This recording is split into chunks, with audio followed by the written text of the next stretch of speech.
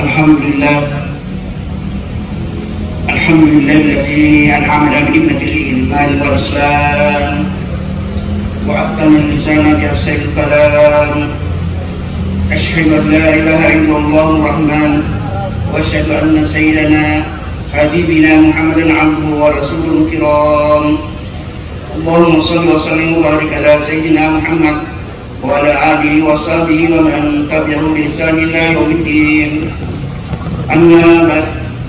Ya ayyuhan nas ittaqullaha haqqa tuqatih wa la tamutunna illa wa antum muslimun. Qad qala Allah ta'ala fi kitabil aziz wa huwa asdaqul qailin. A'udzu billahi minasyaitonir rajim.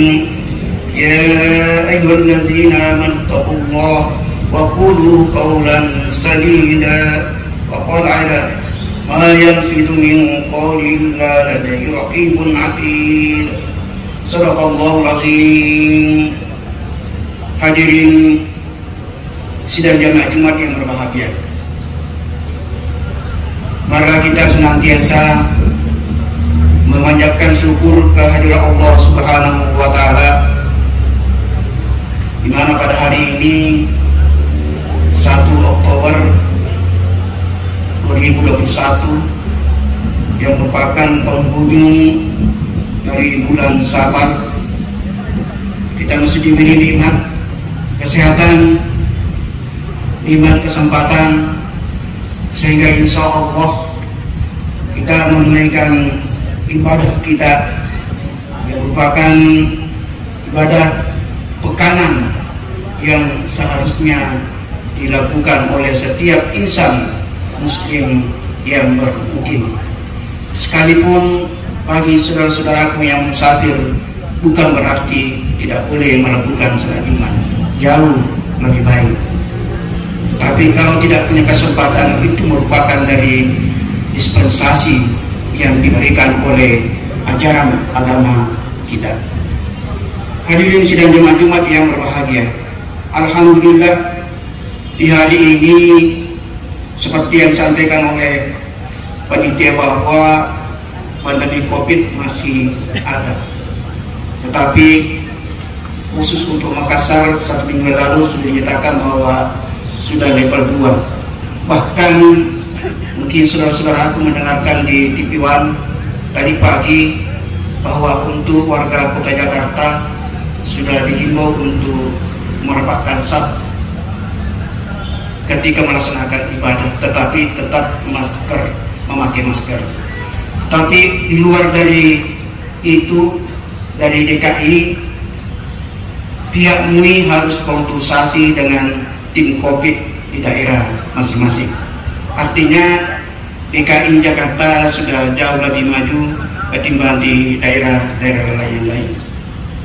Tentu sebagai hamba Allah kita berdoa, mudah-mudahan kita juga semakin bisa menghadapi persoalan ini, sehingga usaha kita yang bergerak di dunia bisnis bisa semakin meningkat, yang bergerak di dunia pendidikan, terutama putra-putri kita yang sangat merasakan ada pembelajaran, tapi pembelajaran apa adanya. Dan ini juga diguyur oleh Menteri Mendikbud, dia sangat merasakan itu. Olehnya itu, mudah-mudahan dengan kesadaran kita semua, tanpa melihat sisi politik, bahwa kita memang harus vaksinasi supaya kita bisa, kalaupun kena tapi tidak lama prosesnya.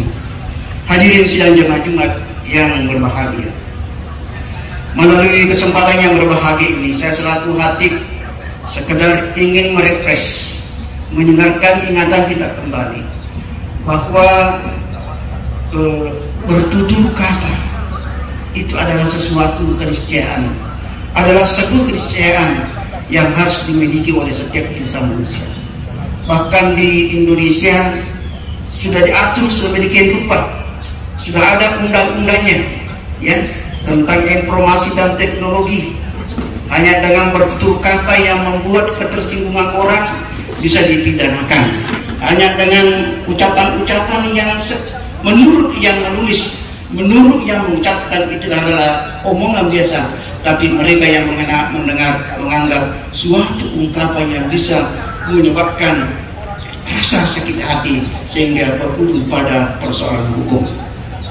Nah, di dalam Al-Quran itu sudah banyak diatur, selalu kita dituntut berkaulan karimah, kaulan layyina, kaulan sadida. Bahkan Al-Quran begitu hebatnya, tingkatan-tingkatan berkomunikasi diatur sedemikian rupa.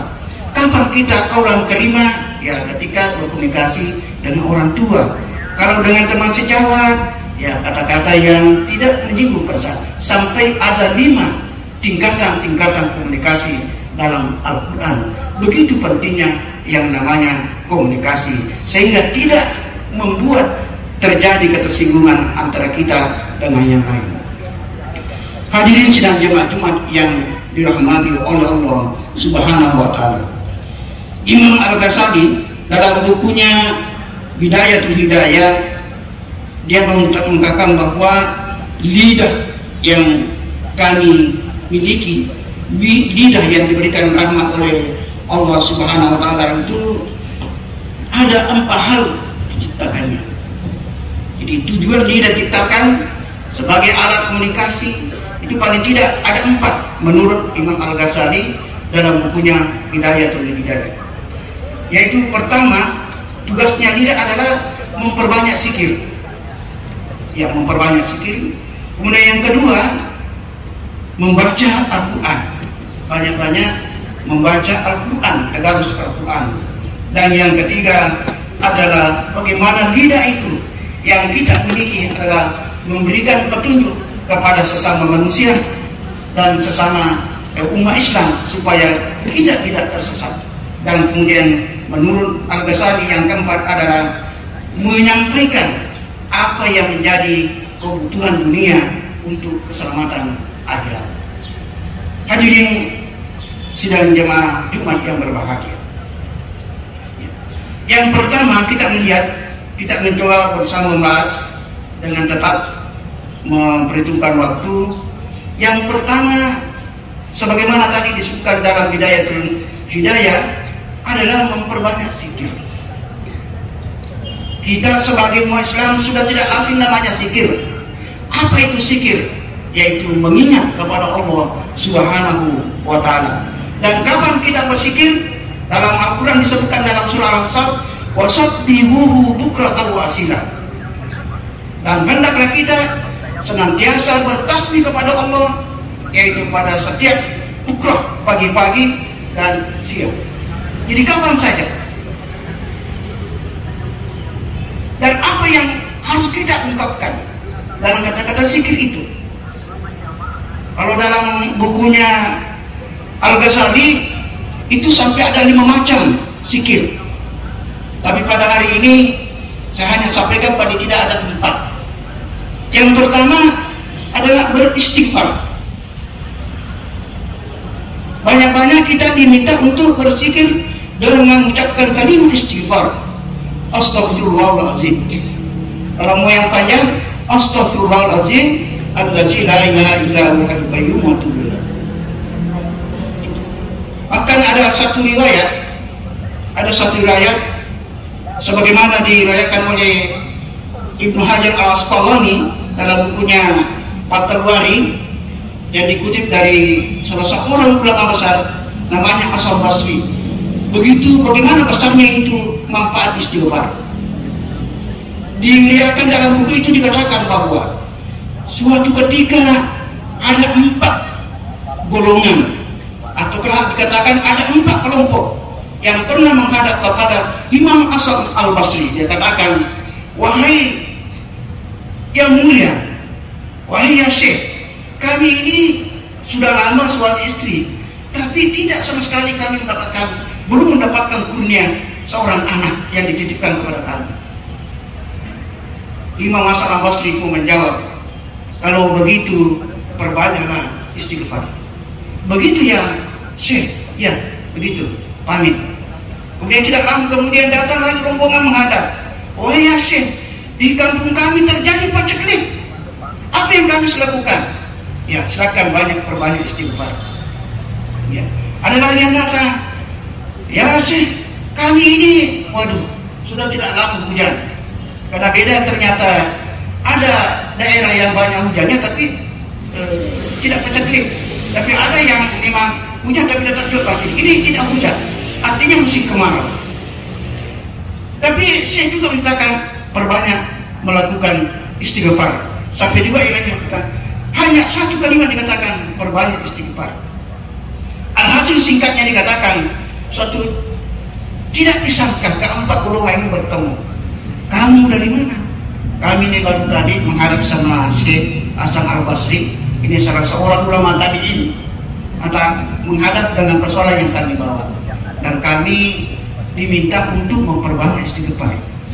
Saya juga ketika menghadap persoalan yang berbeda juga ternyata disuruh juga banyak istighfar. Alhasil semua yang datang ini semua hanya suruh baca istighfar. Sehingga mereka sepakat, ada apa dengan ini? Mereka kembali datang menghadap kepada Syekh Imam Hasan Al-Basri. Wahai Syekh, kami 4 kelompok dengan persoalan yang berbeda. Kok kami cuma disuruh untuk perbanyak istighfar? Maka Imam Hasan Al-Basri menjawab dengan menunjuk pada surah Nur. Katanya, coba lihat surah Nur ayat 11 dan 12. Allah Subhanahu wa taala mengatakan, "Wa kuntu astaghfiru rabbakum innahu kana ghaffara yursilis samaa 'alaikum mirara wa yumdidkum bi amwalin wa banin." Maka hendaklah kamu perbanyak istighfar. Niscaya Allah akan mengirimkan hujan dari langit dan akan kamu memberikan harta yang banyak dan putra-putri yang banyak. Jadi hanya dengan membaca istighfar. Olehnya itu sedang jamaah-jamaah yang berbahagia. Apapun yang kita hadapi dalam menghadapi persoalan-persoalan ini, kurangnya konsumen yang datang, kurangnya nasabah, kurangnya masih pemanjanya pandai, maka kita perbanyak istighfar. Bahkan ada salah satu hadis Rasulullah mengatakan, hendaklah kita selalu membaca istighfar sebanyak 100 kali sebelum kita meninggalkan tempat salat, sebelum kita menunggu tempat kerja. Itu salah satu hadis. Tetapi kalau menurut hemat saya, melakukan zikir dan wirid kapanpun dan dimanapun saja kita berada.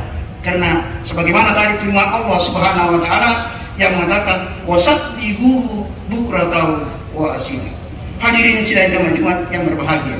Kemudian yang kedua, yang tugasnya lidah adalah memperbanyak membaca Al-Quran. Sebagaimana sabda Rasulullah SAW, "Khairukum man ta'allama al-Qur'ana wa 'allamahu." Sebaik-baik kalian adalah orang yang mempelajari Al-Quran dan juga mengajarkan.